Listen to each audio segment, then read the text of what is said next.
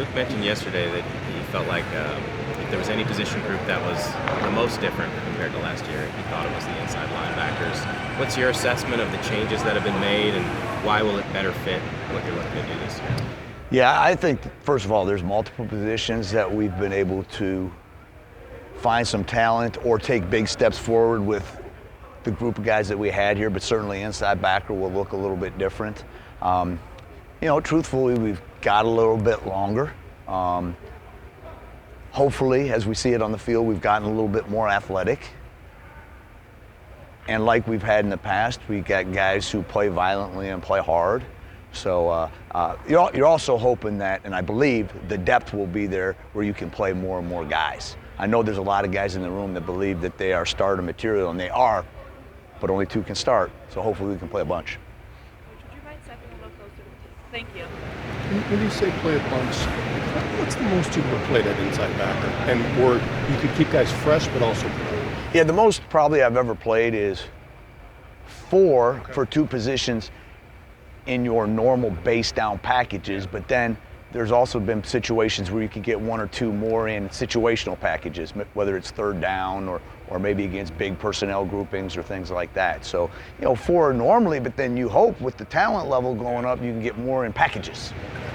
Obviously, you're bringing in a kid who played for you at Cincinnati and Luke and was at Arkansas last year. How involved were you in that recruiting process? I mean, obviously Luke knew him, you knew him in getting him here. We were involved because of relationships that we built, both of us. I will say, Jaheim, knew us, and ultimately he wanted to be with us, but it's because of relationships. So the recruiting, quote-unquote recruiting process of Jaheim happened for years at Cincinnati. That's when it happened, because of relationships and trust, which take time. When you look at Jaheim, maybe a bigger inside linebacker, one of those situational guys when you're playing, pass rush role on third downs or some of those guys? Yeah, I think both of us hope he has situational roles and normal down and distance traditional roles too.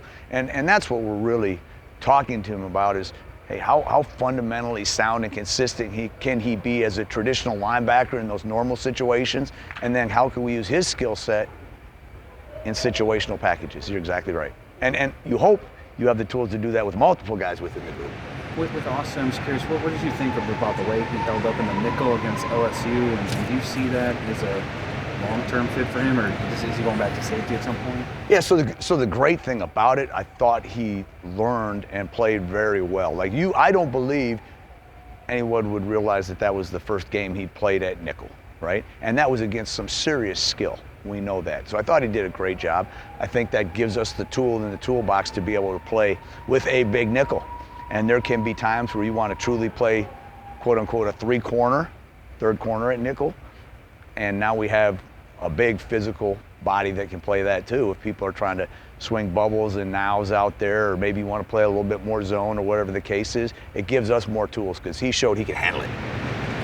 Is there anything you learned from last year's spring practice that you want to do differently or the same this season? Yeah, I think that all of us would say, Coach Fick would say, we probably didn't figure out athleticism in space during spring practice as much as we would have liked to, because you're limited in how much you want to tackle in the spring and how much you want to go to the ground. We need to find ways to put people in those space situations, which exposed us a couple times last fall, and really identify so we can improve there.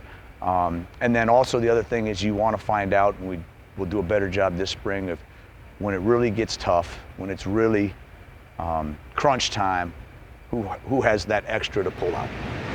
So, Coach, maybe looking at last year, how did you reflect and look maybe at those this offseason? Yeah, I thought that I wish we could have identified our strengths faster.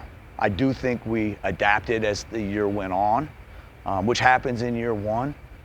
I wish it would have happened faster. That's what I look at. Identifying and playing to strengths is something we take pride in. And hopefully we can start with that right off the bat, and any adaptations happen sooner. I look at that. I don't think we affected the quarterback as well, and sometimes it's trying to get more and more people that are great pass rushers, but sometimes it's, hey, what do we need to do in terms of our plan and how much we pressure, what types of pressures that affect the quarterback more. So there were some things we sat back and reflected on without a doubt.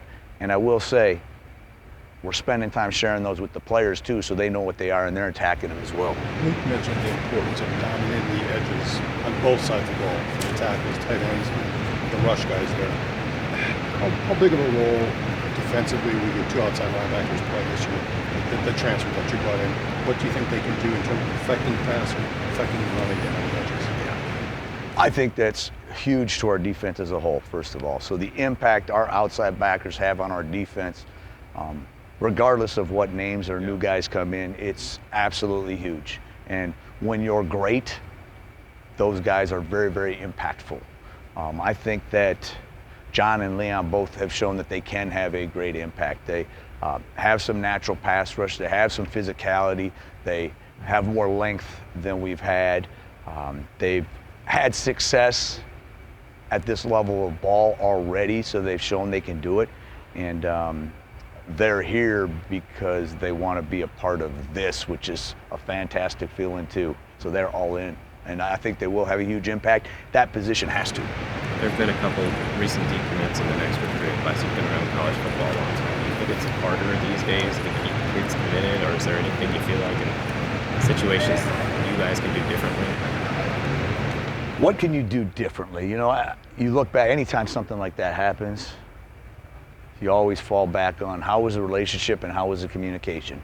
And if you're caught off guard by it, then you probably don't have the relationship and communication that you need to. Sometimes you're not caught off guard by it, and you're battling and fighting the fight the whole time. And I will tell you, in those situations, our mindset is not to go, oh well, damn, we're gonna continue to fight, we're gonna continue to fight, we're gonna continue to fight. We know they fell in love with this place for a reason, and they might have lost track of that vision. We'll help remind them of that vision. But you always look back at it, and especially if you were surprised, question how deep the relationship was and how good was the communication, and with how many people. Did you touch the other people that help those guys make decisions?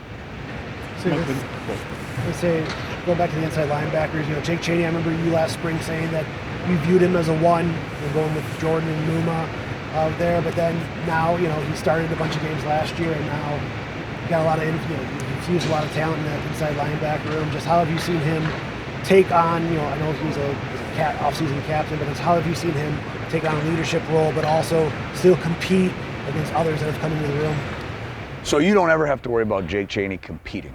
I will tell you that. He is an ultimate competitor, as good as we have, and he's one that embraces bringing in other great players because they know that'll just push him, and he's allowed that to push him.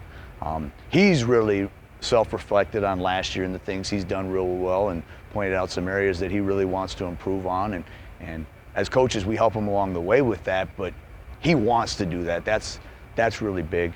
And last year, to be honest, you had to sort of push him towards leadership. You had to sort of push him to feeling like he's the dude or one of the dudes, and now he's carrying himself that way. Just the plan for.